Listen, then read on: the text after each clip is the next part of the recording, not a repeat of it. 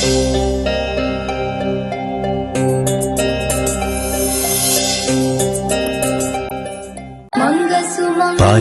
Eternal wedding collections by Chungath jewellery. Angamaly മേഖലയിൽ സർക്കാർ പ്രഖ്യാപിച്ച സ്ത്രീകൾക്കുള്ള സൗജന്യ പദ്ധതിയായ പ്രിയദർശിനി ഇന്ദിരാ ഗ്യാരണ്ടി പദ്ധതി വളരെയേറെ ദോഷകരമായിട്ട് ബാധിച്ചുകൊണ്ടിരിക്കുകയാണ്. അപ്പോൾ പദ്ധതി പ്രഖ്യാപിച്ചിട്ട് ഒരു മാസം പിന്നിട്ട് കഴിഞ്ഞു. ഇതോടകം ഞങ്ങളുടെ മേഖലയിലുള്ള ഏകദേശം 190 ബസ്സുകളാണ് ഈ അങ്കമാലി പരിസരങ്ങളിലായിട്ട് സർവീസ് നടത്തുന്നത്. പ്രത്യേകിച്ച് ഇത് ഹ്രസ്വദൂര റൂട്ടുകളാണ്. ഹ്രസ്വദൂര റൂട്ടുകൾ എന്ന് പറയുമ്പോൾ 15 കിലോമീറ്റർ മുതൽ 40 കിലോമീറ്റർ വരെയാണ് ഞങ്ങളുടെ റൂട്ടിൻ്റെ ദൈർഘ്യം.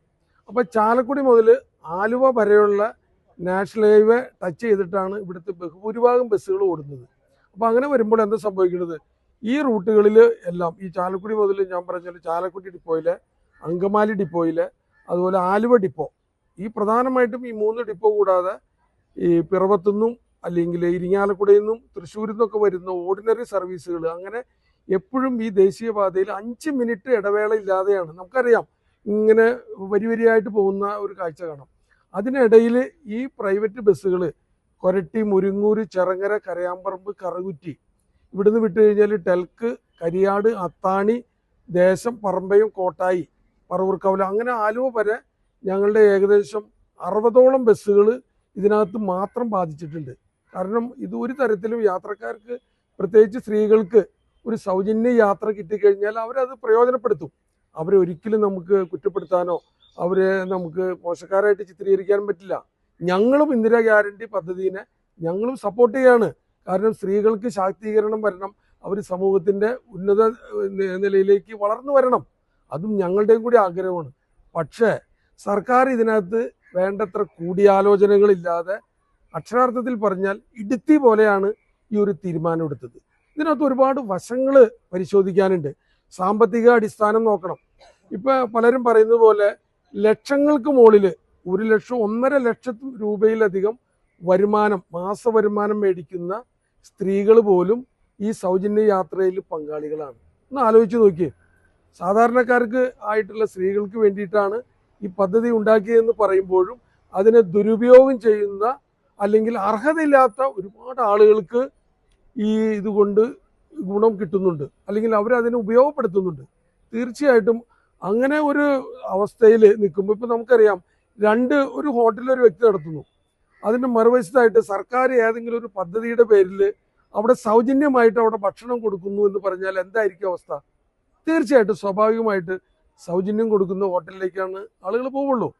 അതേപോലെ തന്നെയാണ് യാത്രയുടെ കാര്യത്തിലും. ഒരു വശത്ത് KSRTCയിൽ സ്ത്രീകൾക്ക് സൗജന്യം എന്ന് പറയുമ്പോൾ അവരത് ഉപയോഗപ്പെടുത്തും. ആ സമയത്ത് നിലവിൽ ഇന്നലെ വരെ ഓടിയിരുന്ന പ്രൈവറ്റ് ബസ് വരുമ്പോൾ അവർക്ക് പലർക്കും ബുദ്ധിമുട്ടാണ്. അവർ പുറംതിരിഞ്ഞ് അല്ലെങ്കിൽ മാറി നിൽക്കും കാണാതെ. കാരണം ഇന്നലെ വരെ ഞങ്ങൾ പോയ ബസ്സാണ്. ഈ ഒരു പദ്ധതി വന്നതുകൊണ്ട് ആ ബസ്സിലെ ജീവനക്കാർ കാണുമ്പോൾ അവർക്കൊരു മനോവിഷമം നിലവിലുണ്ട്. അതുപോലെ തന്നെ ഞങ്ങളുടെ വരുമാനത്തിൽ മിനിമം 500 മുതൽ ഒരു ബസ്സിൽ ഏറ്റവും ചുരുങ്ങിയത് 500 രൂപ മുതൽ 3000 രൂപ വരെയുള്ള ഒരു നഷ്ടം പ്രതിദിനം ഉണ്ടായിട്ടുണ്ട്.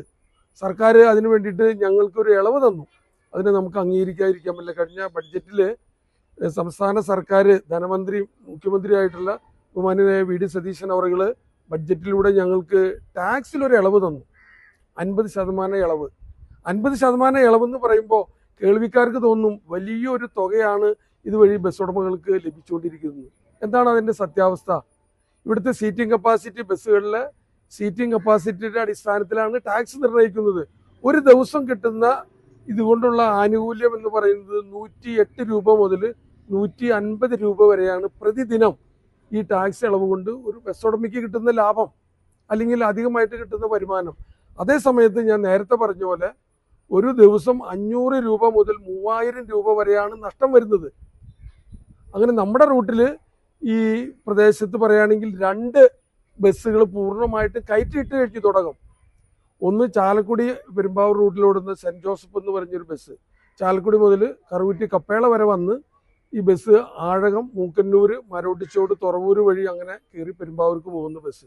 എന്നിട്ട് മരോട്ടിച്ചോട് മുതൽ ഈ പറയുന്ന കറുകുറ്റി വരെ ഇതൊരു ഒറ്റ ബസ്സാണ്, ഒരു ബസ്സുള്ളൂ. ആ റൂട്ടിലുള്ള ആളുകൾ ഇത്രയും കാലം ആശ്രയിച്ചിരുന്ന ബസ് നിർത്തി കഴിഞ്ഞപ്പോൾ അതിനെ കോമ്പൻസേറ്റ് ചെയ്യാനായിട്ട് ഇതുവരെ ആർക്കും കഴിയില്ല. അപ്പോൾ ആ പ്രദേശത്തെ യാത്രാക്ലേശം അവർ സ്ഥിരമായിട്ട്, കാരണം നടത്തിക്കൊണ്ടു പോകാനായിട്ട് ഒട്ടും പറ്റാത്ത സാഹചര്യത്തിലാണ് അവർ കയറ്റിയിട്ടത്. അതുപോലെ തന്നെ മാഞ്ഞാലി ആലുവ റൂട്ടിലൊരു ബസ് കയറ്റിയിട്ടിട്ടുണ്ട്, വേളാങ്കണ്ണി മാത എന്ന് പറഞ്ഞൊരു ബസ്. അത് എന്താ പറയുന്നത് പ്രത്യേകത എന്ന് വെച്ച് കഴിഞ്ഞാൽ ചെങ്ങമനാട് മുതൽ പുതുവാശ്ശേരി, അതുപോലെ പനയക്കടവ് ഭാഗത്തുള്ള ഒറ്റ ബസ്സാണ്. അത് കയറിയിട്ട് ദേശീയപാതയിൽ കോട്ടായി ജംഗ്ഷനിലാണ് കയറുന്നത്. അപ്പോൾ അവിടെയുള്ളൊരു 5-6 കിലോമീറ്റർ ഇത് ഏക ബസ്സാണ്.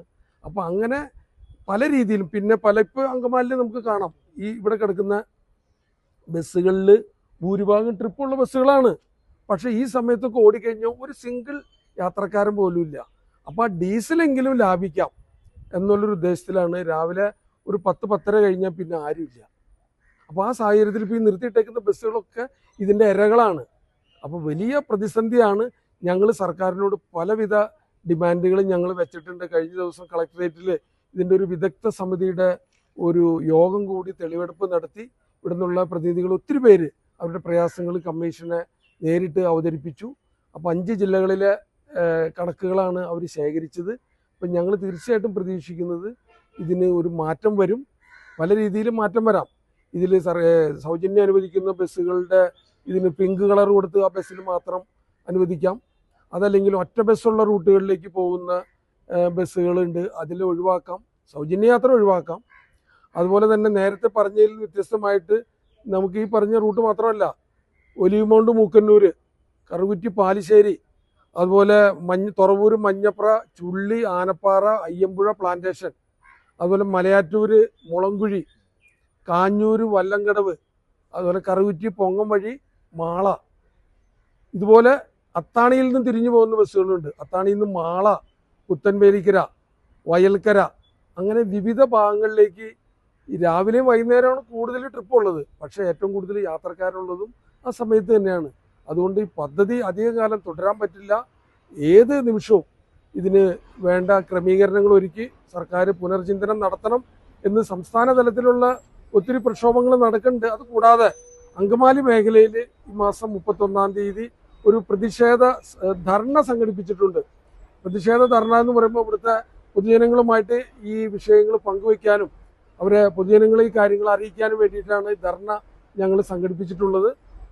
ഇങ്ങനെ പല രീതിയിൽ ഞങ്ങൾ സർക്കാരിനെയും ഈ ജനങ്ങളുടെയും മുമ്പിലേക്ക് ഞങ്ങളുടെ വിഷയങ്ങൾ അവതരിപ്പിച്ചുകൊണ്ടിരിക്കുകയാണ്.